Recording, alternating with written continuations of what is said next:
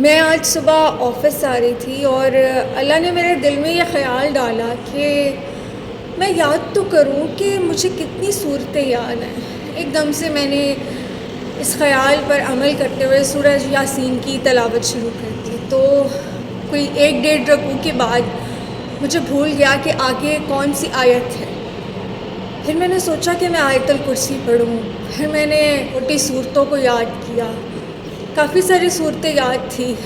پھر ایک دم مجھے خیال آیا کہ میں کلمے تو پڑھوں، کیا مجھے 6 کلمے یاد ہیں؟ تو جب میں 4-5ویں کلمے پہ پہنچی تو مجھے لگا کہ شاید مجھ سے کوئی غلطی نہ ہو رہی ہو۔ میں نے اسے موبائل پہ ڈال کے ری چیک کیا، اور پھر مجھے اپنا وہ اسکول کا ٹائم یاد آ گیا کہ جب ہم لوگ لائنس میں بیٹھتے تھے اسمبلی میں، اور جو ہمارے بڑے بچے ہوتے تھے کلاسز کے، وہ ہمیں کہلواتے ہوتے تھے۔ تو مجھے بالکل وہی یاد آیا کہ کیسے ہم پڑھا کرتے تھے، کلمے یاد کیا کرتے تھے، اور مجھے کوئی اور ٹائم یاد نہیں آیا، وہی ٹائم یاد آیا جو ہمیں اسکول میں کلمے یاد کروائے جاتے تھے۔ اس سب ایکسپیرینس کو آپ لوگوں سے شیئر کرنے کا مقصد یہ نہیں ہے کہ یہ ثابت کرنا کہ میں بہت مذہبی ہوں یا بہت اللہ والی ہوں، یا آپ لوگ ایسے نہیں ہیں۔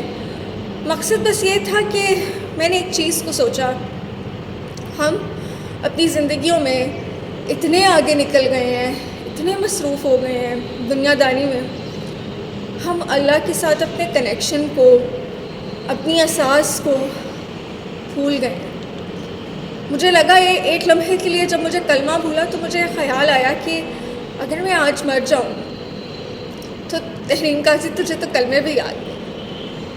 اور ہمیں سے نہ جانے کتنے لوگ ہیں جو اپنی دنیاوی مصروفیات کی بنا پر شاید نماز بھی نہیں پڑھ پاتے، جو کہ فرض ہے۔ کلمے، قرآن، ان سب چیزوں سے ہم آہستہ آہستہ بہت دور ہو رہے ہیں۔ ہماری نئی جنریشنز، شاید بہت سے ایسے بچے ہیں جو انٹرنیشنل اسکول چین میں پڑھتے ہیں، تو انہیں شاید بہت سی وہ چیزیں نہ پتہ ہوں، بہت سی وہ چیزیں نہ سیکھ پاتے ہوں جیسے ایک مسلمان بچے کو اس کی تعلیم کے ذریعے سے سیکھنی چاہیے۔